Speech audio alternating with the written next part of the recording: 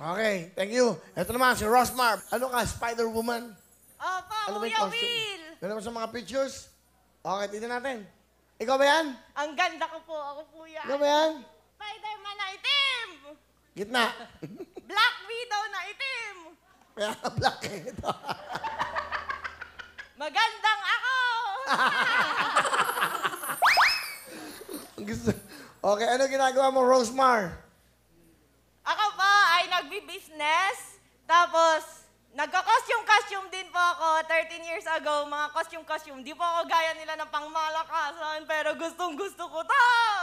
Oh, bakit nyo gusto yung ganyan? Cosplay. Kasi po, lumalakas po ang self-confidence ko. Pag nakatago ka, oo nga. Nahirapan na nga po akong huminga, Kuya Will. May tanong ka ba, Chrissy? Can we see your face? Mas gusto ko pong tanggalin. Ang hirap pong huminga. Ayan, okay. Okay. Tanggalin mo, mamaya mo Assess suot. mo. Sige, go. Because curious kami, kung maganda ka sa... Ang ganda.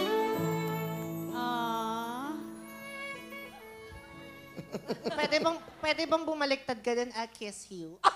Diba? Ganun yung sa Spider-Man. Bumabaliktad Ang tapos... ganda, ang ganda mo ha. Rosmar, okay, mahilig ka sa costume now. Sino kasama mo? Pinapakilala ko ang 46 years old kong mama na mukhang 16. Mama Nympha! Woo! Good evening, Kuya Will. Ang bata ng mami niya ha. Kamukha niya. Kuya Will, excited ako ngayon. After 20 years, nung huli kitang makita sa Lucena, bumili pa ako ng t-shirt at CD mo. Tapos naiinis ako sa kanya dahil hindi niya agad sinabi na hindi ko kasi alam na siya'y nag-audition dito. Sabi ko yun, nasaan na yung CD at damit? Gusto ko sanang yun ang suotin. Kasi sabi ko talagang nung makita uli kita ngayon, wala kang pinagbago. Wow. Okay, thank you ha. Ano gusto niyo sabihin kay Rosmar? Achi, alam kong hilig mo yan. Nag-audition ka, hindi namin alam. Gusto mong, yung hilig mong mag-artista, siguro iniisip mo,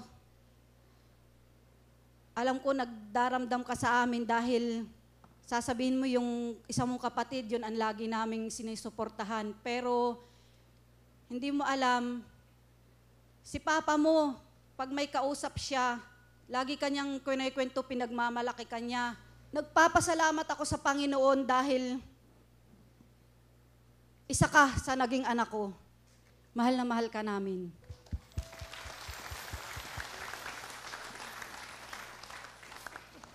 Mama, mahal na mahal ko rin kayong dalawa ni Papa.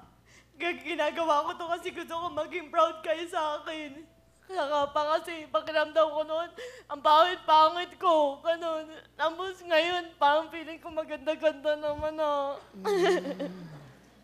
Mama, mahal na mahal ko kayo ni Papa. Tapos, pati mga kapatid ko, kahit buhay ko, kaya kong iaalay sa inyo. Mga love na love ko kayo. Thank you, mami. Bigyan mo nga si mami ng jacket. Kasi after 20 years, kung buhay pa kami, baka makita pa kami ulit. Saka isa pa sa tatay niya. Sa papa niya. Oh. Alam niyo, ngayon ko lang naisip ha, yung likod ng maskarang ito, may mga kwentong katulad ng buhay mo. Katulad ni Sergio at of course si Ross, no? So it's all just a mask. Ito'y larawan lang ho ng maskara. Yung maskara, walang emosyon. Yung likod ng maskara, ang may emosyon. Ito po sila. Palapakan natin. Of course, si Ross, si Sergio, at si Rosmar. Okay na? Okay na. Di ba? Tama? Ikaw, ang maskara mo. Yes. Ako to sa labas, crazy. Pero sa loob, dyan lapos pa rin. Diba? Hindi. Meron kaming mga dinadamdam pa rin. Lahat naman tayo eh. Meron tayong sariling maskara. Pero ang ganun yung tignan sa TV. Anyway, meron ka pang kasama. Pakilala mo.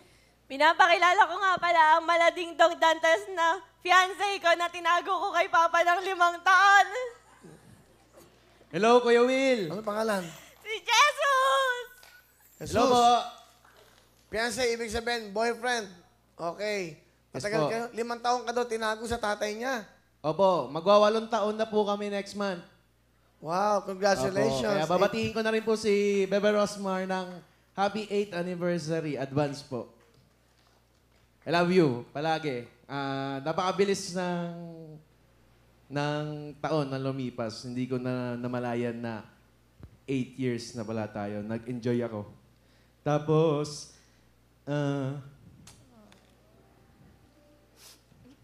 teka.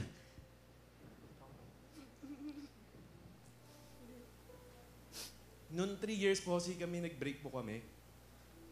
Nakipag-break po ako sa kanya kasi hindi ko po kinaya yung ugali niya. Sobrang possessive, tapos sobrang stricto. As in, hindi ko po kinaya to the point na nakipag-iwalay pa ako sa kanya. Pero pagkatapos mo noon, doon po ako nabilib sa kanya na hindi po siya tumigil or nanatili po siyang matatag. Matatag, naniniwala pa rin siya na pwede pa rin maging kami.